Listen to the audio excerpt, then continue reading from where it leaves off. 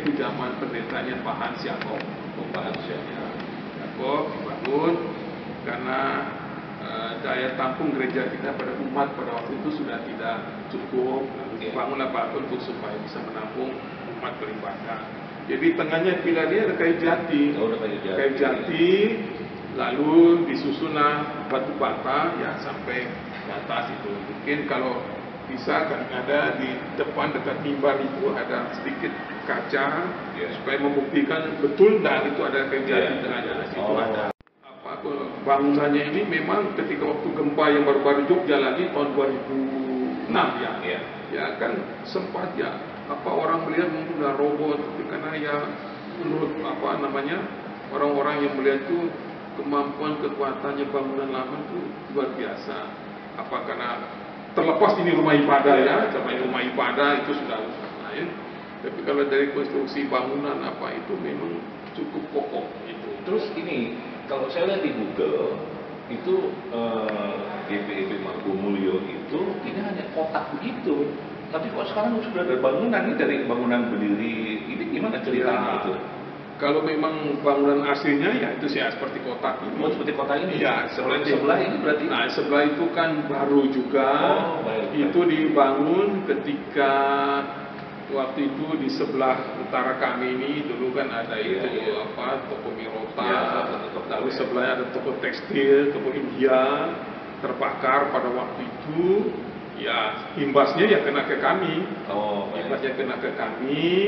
Dan sebelah waktu itu juga ada tempat parkir kalau umat datang, tempat parkir ya, tempat umat ibadah. Pada waktu itu kebakaran tahun 2000, tidak salah 2002, kebakaran ya imbasnya kena ke kita. Nah, dengan ada kebakaran itu lalu pemborong bank kembali Mirota ya kami ikut dibantu dibangun yang sekarang ada bangunan sebelah itu. Nah ceritanya kan GPIB Margomulyo ini ya boleh dikatakan orang ini kan susah cari di mana sih GPIB Margomulyo. Tapi kalau orang bilang ngejaman orang tahu. Nah sejarahnya kenapa harus disebut ngejaman? Mungkin ada sedikit informasi. Betul Pak Ben.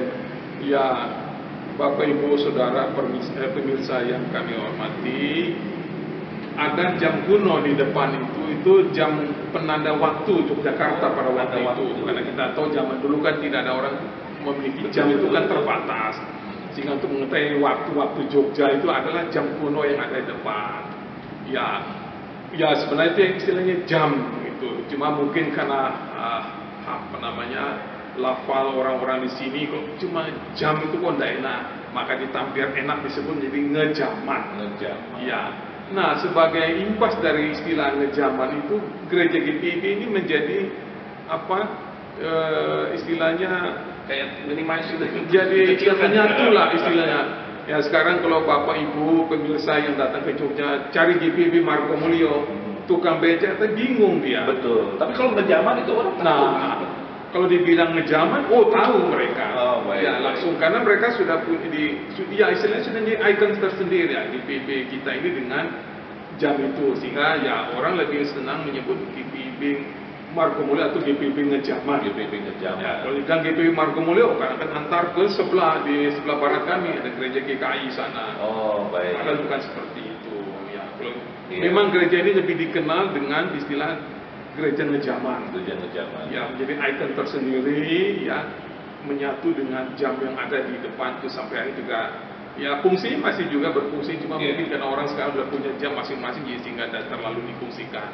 Nah, penamaan Margomulyo itu pun sendiri itu mengikuti jalan yang ada di depannya itu.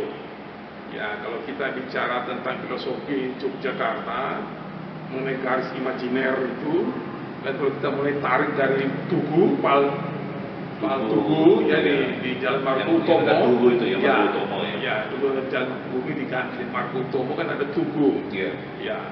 Terus ke arah Keraton melewati Margotomo, lalu Malioboro, baru Margomulyo, baru masuk ke titik nol itu situ Pangurahan, baru masuk ke Keraton. Sebenarnya itu ada makna-makna tersendiri. Nah, kita memakai nama Margomulyo itu mengikuti. Mengikuti ya. jalan Margomulyo itu ya istilahnya jalan kemuliaan begitu. Jadi gereja ini ya orang masuk ke sini ya dia menjadi orang yang mulia lah. Mulia dalam apa? Sikap, tindak tanduk, pikiran, ya ucapannya ya harusnya menunjukkan ini jalan kemuliaan. Nah, ngomong-ngomong jalan kemuliaan nih, harusnya kan di depan ini kan jalan kemuliaan, tapi ada bahasa Belandanya. Ya. Dan lain sebagainya. Ya, itu memang yang membuat siapa dari kita atau dari mana itu? Ini dibuat oleh mereka. Itu memang ada tulisan. Ini pun tulisan Belanda secara tidak sengaja ditemukan ketika waktu renovasi tahun 85. Ketika tembok-tembok ini karena sudah berarti itu ditemukan bukan karena berdasarkan ditulis sendiri. Ya, sempat kami juga tidak tahu. Nah, ketika kami kerok ini dia punya tembok ini dan aku dicat ulang. Nah, muncullah tulisan timbul. Tulisannya timbul. Oh, ini timbul tulisan. Ya, tulisan timbul ya dibentuk huruf. Tapi memang betul bahasa Belanda ya. Ya, ini kalau menurut yang saya ketahui dicerita ini bahasa Belanda lama. Oh, bahasa Belanda lama. Ya, ini bahasa Belanda lama katanya seperti itu. Ya kami yang ditahu waktu itu ya bahasa Belandanya dan bahasa Belanda sekarang rupanya ada berbeda. Iya, itu bahasa Belanda lama. Maka muncullah nama macam Ik ben wrote the Sleven lah di in my elop ya at ini bahasa Belanda ya kita ini lidah orang Indonesia, lidah orang Jawa jadi susah. Ya itu ada artinya juga di situ ya ada artinya juga nanti bisa di ya itu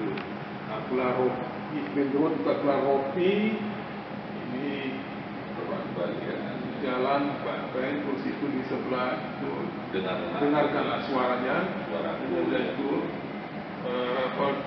Narminstein suaranya itu Roti jalan dan dengarlah suara itu.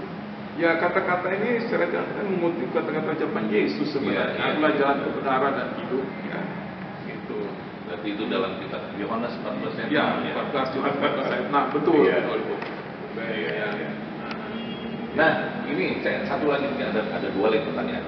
Di depan ini kan di Google juga nih kita lihat kan tidak ada tuh penutup kayak semacam tidak ada penutupnya. Tapi sekarang ada penutupnya. Apakah ini untuk melindungi saudara-saudara kita kalau kehujanan atau misalnya nanti ada yang masuk apabila itu atau gimana? Atau memang dibuat sendiri atau bagaimana? Iya, betul Bung Ben. Memang ketika bangunan lamanya ini dulu tuh memang ada kayak emperan sedikit. Nah, karena emperan itu juga sudah lama, ya itu sudah lama, takutnya juga karena bangunan lama, lalu, karena umat yang datang itu juga ada yang sampai di luar supaya tidak kena panas, hujan, maka gereja berinisiasi untuk dibuatlah semacam sekarang kanopi lah, kanopi supaya pada saat ibadah-ibadah tertentu macam Natal atau kan umat itu sampai di jalan ya, sampai bludak sampai di luar. Nah, pasanglah ini kanopi ini supaya ya umat bisa mengikuti ibadah tanpa kehujanan atau kepanasan seperti itu. Memang kalau aslinya dia hanya kecil aja seperti ada di Google itu kecil, tapi sekarang sudah jadi besar. Ya, Bung Mai, saya tertarik dengan pelayan firman ya zaman dulu. Saya nggak tahunya mungkin Bung Mai lebih tahu. Pendeta siapa sampai dengan terakhir nih? Ada berapa pendeta atau misalnya kurang lebih berapa? Tapi yang penting tahunnya itu. Baik Bung Ben, ya ketika gereja ini ditapis atau didewasakan, gereja kita ini dulu ini pos pelayanan dari GPIB Solo. Itu diketahui. Banyak orang memang tidak tahu bahwa gereja ini dulu induknya itu ada di Solo, sekarang itu GPIB Penabur, atau dulu dikenal dengan GPIB Geladak, ya Solo, Jawa Tengah ya. Jawa Tengah. Nah, karena pendeta yang datang dari sini. Lalu ketika gereja ini ditapis, dilembagakan, didewasakan itu tepatnya 11 Oktober 1857. Wow. Ya, 1857 ya, pas pembangunan begitu ya panjang hanya bisa ditabiskan, diresmikan lah sekarang itu 11 Oktober 1857, dan pendeta pertama yang melayani itu ATS Bagiman. Dari mana itu? Ya, pendeta dari Belanda punya ya, pendeta Belanda ya, pendeta Belanda. Ya, dari 1857 sampai saat ini memang berganti-ganti pendeta ya.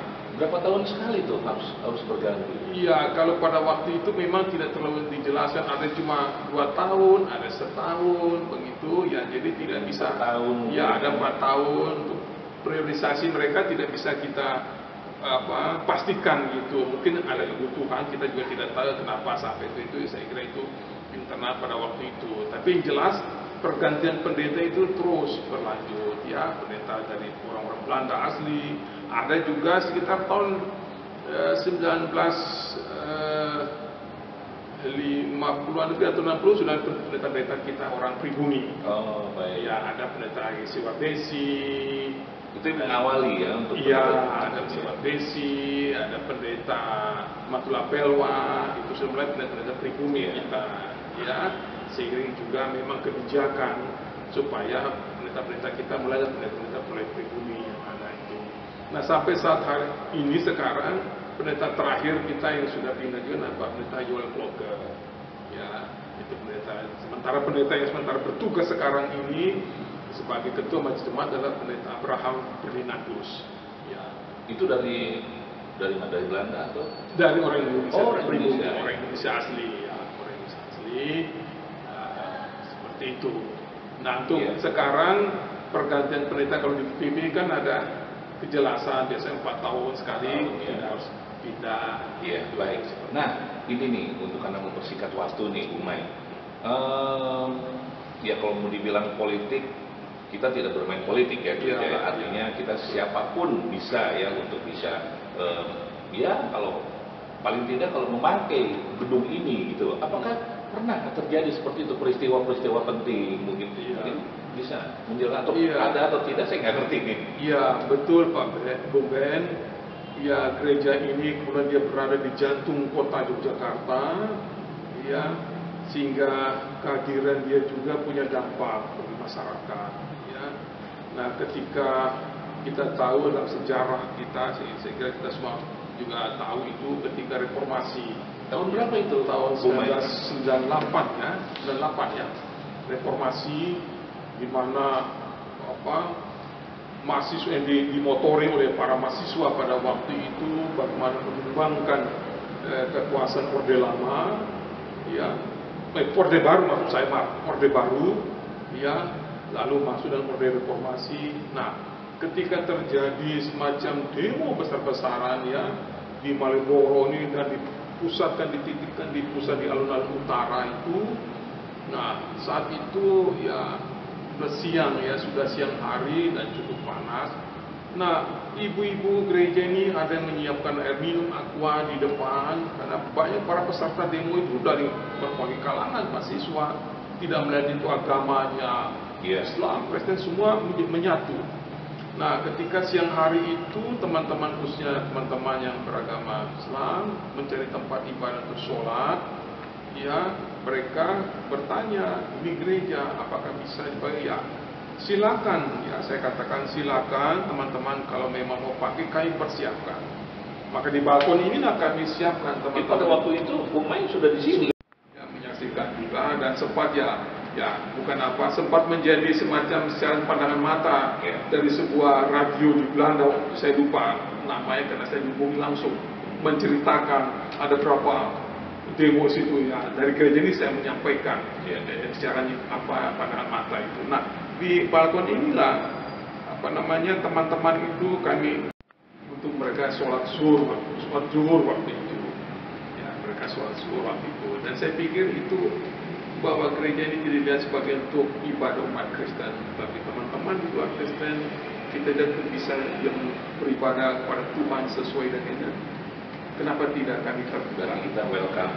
Kalau begitu boleh tanya nggak nih, jemaat yang ada di GBIB Margomulyo ini itu dominasi dari Sabang sampai Merauke? Iya, untuk warga jemaat sendiri secara sosial itu memang dari berbagai suku. Dari berbagai suku ya. Ya. Nah umumnya itu dari bagian Indonesia bagian timur semua umumnya. Ya dari suku Ambon, Manado, Timor, Papua. Ya sesuai dengan artisnya GPIB. Kalau orang kita sendiri ada nggak sih yang kalau orang yang pribumi loh? Orang pribumi juga ada. Kita juga punya baik. pos pelayanan itu dulu namanya di pos Janten, Duku Janten. Oh kita pos Juga itu kan mayoritas kan orang Jawa. Kalau pengembangannya GPIB Margomulyo, apa sudah ada pengembangannya? Iya, pengembangan Margomulyo ini kita juga sudah berhasil mendewasakan jemaat baru, khususnya di GPIB Cukuwatu. Di daerah mana itu? Daerah Cukuwatu, Kalasan. Kalasan ya, di daerah Kalasan. Itu sudah dilembagakan tahun lalu, ya, jadi jemaat mandiri. Sebenarnya dia bagian dari Margomulyo sektor. Waktu itu ada 3 sektor itu, sektor di bagian timur. Berarti GPIB namanya sekarang itu GPIB Cukuwatu. GPIB Cukuwatu. Berarti kalau dibilang nih anaknya ya, atau bagaimana tuh? Dibilang anak ya karena dia yang membesarkan itu, dia menjadi dewasa. Ya sekarang mereka sudah bisa ngurus dirinya sendiri, mandiri lah gitu. Iya, ya. Berarti untuk pos pelayanannya sendiri yang tadi disampaikan hanya satu ya, di Jogbar. Iya, sekarang Jogja Barat atau kita sering bilang Jogbar, yang Jogja Barat lah itu.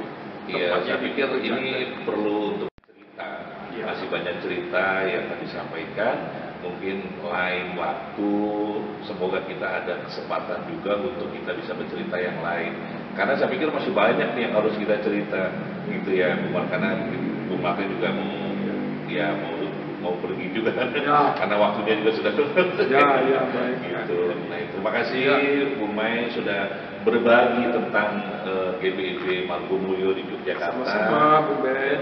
Semoga ini menjadi bagian paling tidak masyarakat atau jemaat yang lain bisa mengetahui tentang keberadaan di GPIB Margomulyo. Nah satu hal, Bung Mai, boleh nggak kita tahu tentang jam untuk supaya mungkin nanti ada jemaat yang bisa hadir, bisa mengetahui juga tentang kebaktian di Margomulyo. Jam ibadah, khususnya ibadah hari Minggu. Di GPIB Margomulyo ini 3 kali. Jam pertama pagi jam 6, jam 9.00, dan yang sore jam ketiga sore jam 17.00. Jam 17. Itu tidak perlu daftar ya, jadi langsung. Oh tidak perlu. Sekarang ya karena situasi sudah terbuka, tidak perlu lagi daftar, silakan. Ya datang beribadah, monggo. Ya siapapun monggo beribadah di sini sesuai dengan jam-jam itu. Jam-jam itu ya. Baik sahabat Mentari. Kita boleh berbincang-bincang dengan Bung Mai tentang paling tidak kita tahu sejarah sedikit, masih banyak yang harus disampaikan lagi untuk selanjutnya sejarah tentang GPIB Margomulyo.